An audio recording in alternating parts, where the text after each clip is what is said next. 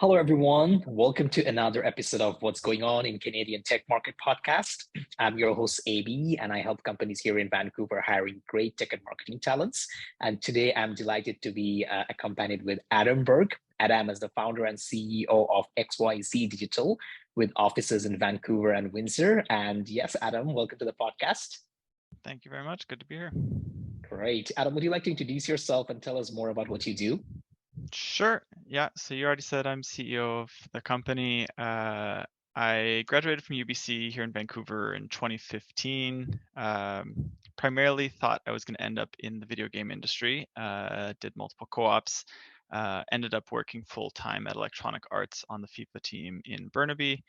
And then from there, transitioned to working at a startup called Dubsado. Eventually became the CTO of that startup until about this year, I'd say. It's kind of when our company XYZ Digital started to like really get moving, and now we've started to work on some of our own projects. Great, great. So you mentioned that you were a CTO of a different company which you joined. So is it XYZ Digital? Is it a spin-off of that company, or you just started this company from scratch? No, this is our own company. Oh, wow. So when did you guys start at XYZ Digital? It's been started, I think, for almost 5 years now. I've always, even in university, I almost took one of my co-op work terms as an entrepreneurship work term. But I'm pretty sure that was the time that I landed the job at EA and I couldn't pass it up. I So that see. kind of like took me away for a bit. But I incorporated it maybe 5 years ago, knowing that this was something that I wanted to end up in. It was just a matter of kind of like when it would really come together. And all the stars have kind of aligned, and I have a better idea of what I want to be building and have a Great. team. And so now's the time. So initially when you started the product, where like is it like a consulting Yeah. products or So projects you started with? we started out with just consulting. It was a much easier way to begin things. And we've been able to use that as kind of the base of just kind of like forming a team, getting to work together, and giving us some time to figure out what do we want to build if we do our own stuff. We still do consulting, but I would love to transition into our own products full time as we can. Great. So what are the products? I have seen your website. There are products called Engram, Kaizen, SafeCycle. So would you like to tell us a little bit more about your products and what you guys do there?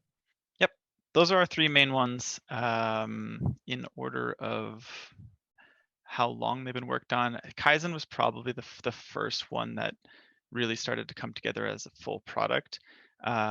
This was one I've been working on with a friend of mine, and it's a music creation platform for solo producers to help them incrementally release their music and share it with their listeners along the way. So instead Wow. of you releasing your music on Spotify when you're completely done, which depending on the artist could be years. Instead, it's as soon as you have some sort of progress, maybe it's just an idea even, you're posting it on the platform, getting feedback, and that's helping shape the music that you develop while also kind of creating engaging content for your followers. Um, we'll probably talk about things more along the way, so I'll just briefly Sure. introduce all of them. Um, Engram is it's a continuous delivery platform is roughly where I would put it at right now. That this one's still fresh in the works. It spawns out of I have used many different platforms, whether it's Circle CI, more recently Vercel, all kinds of other ones you could name. I really enjoyed the preview URLs and user interface of something like Vercel, but I found instantly the time it took to get a preview environment was far too long. I was working with my team, and it would be minutes before we could see things actually and play around with them. And so Ngram has just taken that to the extreme. And our goal, and we've achieved it, is getting those deployments available in under a second, so that you can rapidly iterate with your team and get feedback that way. And then finally, SafeCycle is one that we started just with a hackathon, and ended up winning that hackathon for this idea of kind of um, blocking off certain roads on a map specifically for cycling routing. And we call these no-goes, and it essentially allows you to create. Um, we're specifically focused on the Windsor area, and so we've mapped out certain areas of roads that you definitely don't want to be on a bicycle.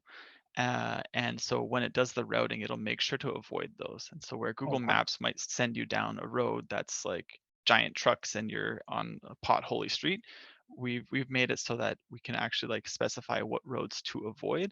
And then by default, it already gives much better cycling directions for you.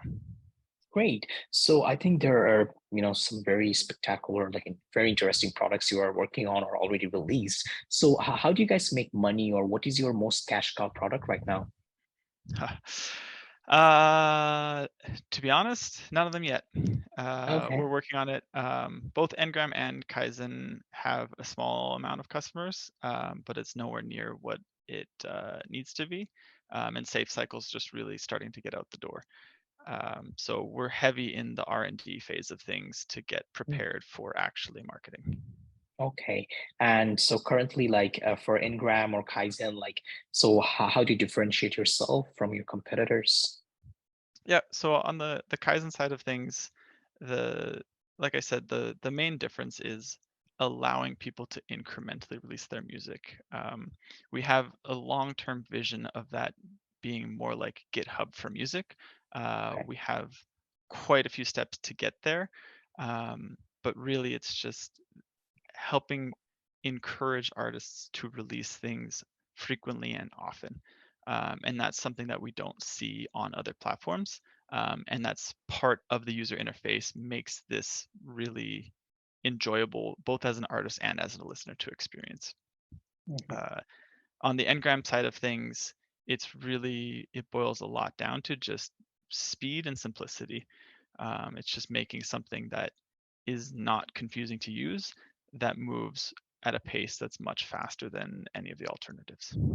So for general viewers or listeners who are trying to understand what is Engram, what is Kaizen, so Kaizen would be something like Spotify, but more interactive. People who are making music or who are composers, they can also do the composing part over there too, or? So they, generally speaking, would do the composing in whatever music system that they're already operating with, whether that's Pro Tools or any of the other ones you can imagine. And for now, we're mostly just focused on taking whatever you consider an increment. Maybe you came up with some lyrics and you've done that, or maybe you've just come up with a melody. So you will upload your MP3 of that to share with your followers. Oh, wow, that's pretty interesting. I think in that deep level, I don't see that because I'm also a little bit of into music. I love singing or I love playing guitar, but I haven't seen any sort of app where, that level of kind of workmanship is shared. That's great. And how about Ngram? So I'm not a tech person. I don't know what Circle CI is, or maybe there might be many listeners who also don't know. So if you can tell a bit more about that too. Yeah, this one's tougher to explain if you're not a developer because we're definitely targeted at developers. But essentially, in the application development process, and this is primarily talking about web applications here, where when you're building it on your own machine, you have a local development environment, you make changes to your code, and it's pretty much available right away. You're seeing the changes as you're making them, and that's really helpful for when you're working with yourself.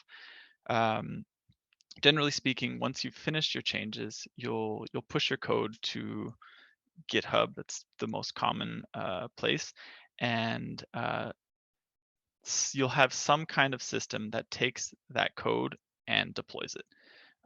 Oftentimes, as part of that process, you'll run some tests against your code, and it's generally speaking an automated process. So as soon as you push your code, this thing will get started. More recently, on top of just running tests of your code. Like I mentioned, companies like Vercel have started generating the actual final build for that state of the code. Um, and they'll make that URL available. And so for every time you make a code change, you have a URL that specifically has that application in its current state. Um, so that you can kind of like do it, test it out before you actually put it live on the main website that all your customers are actually using. Okay. So this product, which is Engram, will be helping you to kind of build those kind of stuff, those live URLs and Yep. like the platform. Great. So yeah, the next question would come over towards like why did you make those products? Like for example, Engram, Kaizen. I believe you have a pretty stable business in the consulting side that is also making money, but then you're also moving towards more R&D and research and development, which is also pretty cost, and is consuming. So if you can let us know what triggered. Yeah, Ngram is probably the one that has the largest why for me. I think my dad came up with the name of Ngram, like it has to be like almost 3 years ago now, and I had been working on multiple projects that I just was throwing under the name as I was trying to figure out what it was. And so it initially was a note. Hey guys, thank you for tuning in to What's Going On in Canadian Tech Market Podcast. I'm your host, AB Siddiqui, and I help companies in British Columbia as well as Manitoba finding great tech and marketing flexible resources. What I mean by flexible resources is you have a great team already of your marketing and tech talent, but you want to deliver something, some project, some product faster, more efficiently, and you can't hire or you don't want to hire someone full time. Then my flexible resources come in and help you build that project, build that product within 1, 2, 3, 4, 5, 6 months, whatever you want, whatever you need, and then they move to the next project. So if you're looking for a flexible or even a fractional resource, someone who can come over for a few times a week, call me in today. My number is 604-259-2500. Notes application. And there's even still currently a notes application on the iOS store that's called Engram. But I knew that's not what I wanted to sell. To me, it wasn't a product. Like if people wanted to use it for free, I didn't really care. But in the process, what happened is I started building multiple different web applications that kind of all tied together, but I wanted them to be separate.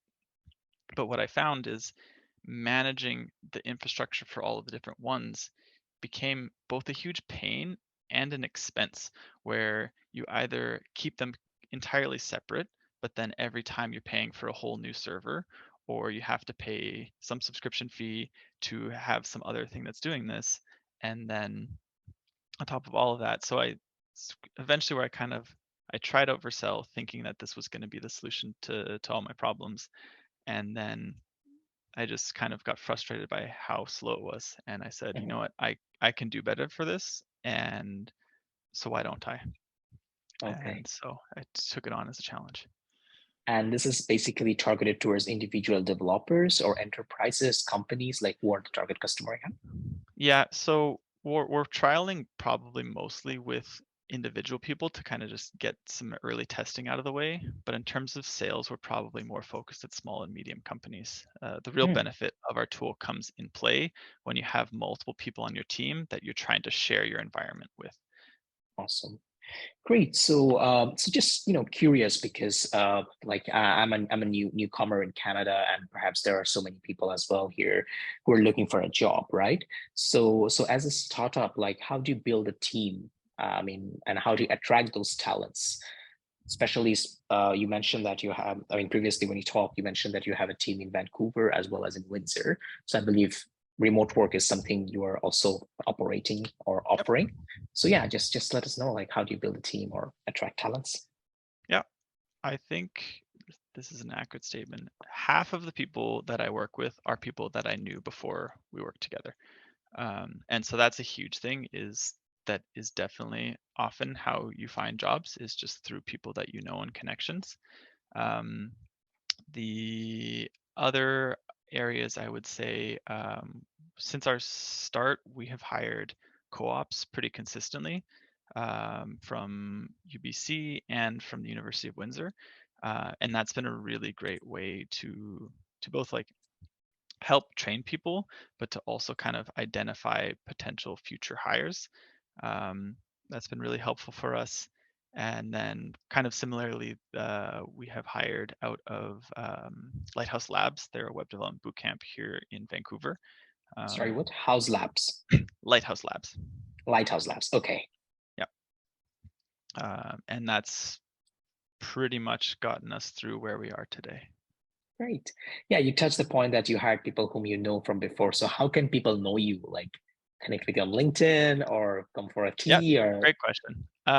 What I'm trying to do consistently, I started the year with it and then things got busy, but I'm trying to get back into actually being consistent.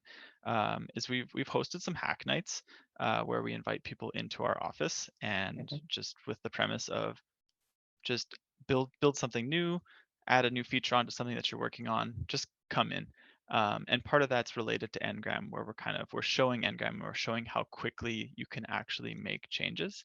Um, and so I've met already quite a few people through that, and I would like to continue doing that. And then on top of that, I'm trying to do a much better job of kind of getting involved in the local development space. With COVID, it became difficult for a period of time, but it's definitely feeling like things are picking back up again and it's becoming a bit more normal. Great. So basically, so what's the ratio of your company or your team members between developers or technical people versus non-technical people? Because I think you might also need some people in the sales or in the marketing or campaigning. We're very heavy on development. There is only one of us here who is not a developer currently. Okay, great. I see. So yeah, I mean, as you have so much of great developments going on and very cool products, coming up. So how do you protect your business from cyber threats? Yep. This is it's both a challenging question and it's not at the same time. I think I don't want to say cyber threats are inevitable, but they also kind of are. Like the number of emails you get that are phishing or whatever's trying to happen is kind of constant. So like awareness is probably the first one. It's making sure you know and the rest of your company knows, hey, don't respond to this. I've had people say, oh, hey, I got this email that said from Adam, the CEO. And it's like, if it's obvious that it's not me, then it's not me. And then password management is probably like one of the top, I would think, is just not reusing passwords. Yeah, it's kind of just, it boils down to a lot of the common advice. Yeah. Great. Yeah, I think in our last episode, like if viewers want to listen as well with Gavin, he's the CTO of Sparrow Living. So he was also mentioning like because of the emergence of Chat GPT or AI or things like that, the automation of cyber threat has also increased. Like people are encrypting people's voice. They're trying to make callings with the different voices, emails. I mean, it has become to a different level.